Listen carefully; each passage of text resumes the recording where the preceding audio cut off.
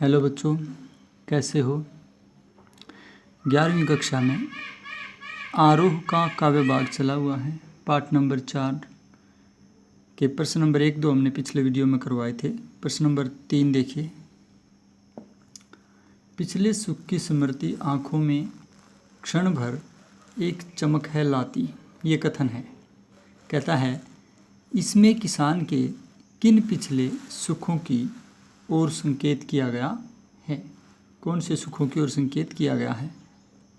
इन पंक्तियों में किसान के उन सुखों की ओर संकेत किया गया है जब वह संपन्न था, अर्थात उसके पास अपने खेत थे, 2 बैल थे, उजली नाम की गाय थी, पत्नी और एक छोटी दुधमुही बच्ची थी, उसका पुत्र था, पूरा भरा पूरा परिवार था। लेकिन महाजनों के अत्याचार ने उसकी इस सारी हरियाली को, इस सारी खेती को उजाड़ दिया, पूरे घर को जो है वो बर्बाद कर दिया है। इस बीते हुए सुखद क्षण की स्मृति के आँखों में आते ही उसकी आँखों में एक चमक आ जाती है। क्षण भर के लिए वो पुरानी प्रसन्नता उसकी आँखों में चमकने लगती है। और इसी की चर्चा इस कविता में कवि ने की है। प्रश्न संख्या 4 देखिए। संदर्भ सहित आशय स्पष्ट करें। इसमें हमने 2 चीज़ें बतानी हैं। एक तो संदर्भ स्पष्ट करना है कि ये किस चीज़ से रिलेटिव करके बात आई है, दूसरे इसका अभिप्राय क्या है। तो भाग क देखो, भाग क में क्या है, उजरी उसके सिवा किसे कब पास दुहाने आने देती। सबसे पहले तो आप कहोगे इसका संदर्भ क्या है कि किसान की गाय उजरी के बारे में कहा गया है कि किसान की गाय उजरी उसके सिवाय किसी को दूध नहीं देती थी।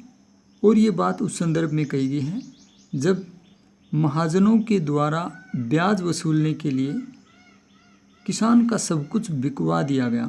और इसी क्रम में उसकी एक बहुत ही एकमात्र गाय जिसका नाम उजली था, उसको भी किसान को बेचना पड़ा। तो उस संदर्भ में ये बात है। इसका अभिप्राय ये है कि किसान का अपने हर प्राणी से, घर में जितने भी प्राणी हैं, मनुष्यों के साथ साथ पशु भी हैं, उनसे भी बड़ा लगाव था। यहाँ तक कि उसकी उजली नामक गाय उसके सिवाय किसी को दूध भी नहीं देती थी, इतना प्रेम था। उसके बिना उस जो गाय है उसका मन भी नहीं लगता था। लेकिन आज वह उजली नाम की गाय भी उससे दूर हो गई है, उससे दूर कर दी गई है। महाजनों ने अपना ब्याज वसूलने के लिए उसकी उजली गाय को भी बिकवा दिया है। ख भाग, घर में विधवा रही पतोहू, लक्ष्मी थी यद्यपि पति घातिन। तो संदर्भ लगभग वही रहेगा। आप इसमें भी बता सकते हो कि भारतीय गरीब किसान की दुर्दशा का वर्णन किया गया है, जिसके घर में इकलौता पुत्र था। उस पुत्र को महाजनों के अत्याचार का विरोध करने के बदले प्राण गंवाने पड़े।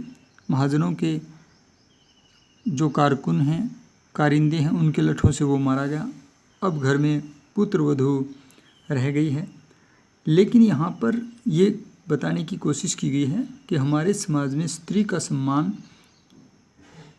अधूरा होता है केवल तब तक जब तक उसका पति जीवित रहता है। हमारे समाज में स्त्री को लक्ष्मी रूप माना जाता है, लेकिन जब उसके पति का देहांत हो जाता है तो उसे पति घातिन भी कहने लगते हैं। ऐसे ही किसान की पुत्रवधू के साथ हुआ है।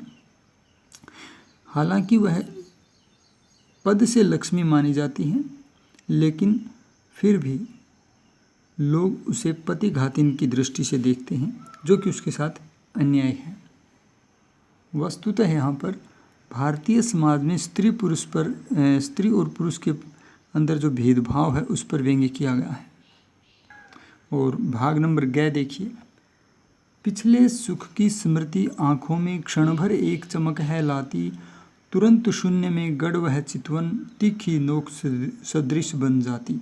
इसका मतलब है, सबसे पहले आप संदर्भ बताओगे कि किसान आज भले ही साहूकारों के अत्याचार की वजह से पूरी तरह बर्बाद हो गया है, लेकिन एक समय ऐसा भी था जब उसके पास हरे भरे खेत, भरा पूरा परिवार, पशु और संपन्नता थी। उसके बीते हुए सुखद क्षणों की जो स्मृति है, वो जब भी उसके मन में आती है तो उसकी आंखों में एक चमक आ जाती है, और कुछ ही क्षण बाद, यानी उसके तुरंत बाद, उसे दोबारा जब वर्तमान की पीड़ा का एहसास होता है तो उसकी चितवन शून्य में गड़ जाती है। अंतरिक्ष में उसकी आंखें एक ही जगह ठहर जाती हैं, अर्थात नोक की भांति ये स्मृति उसको चुभने लग जाती हैं।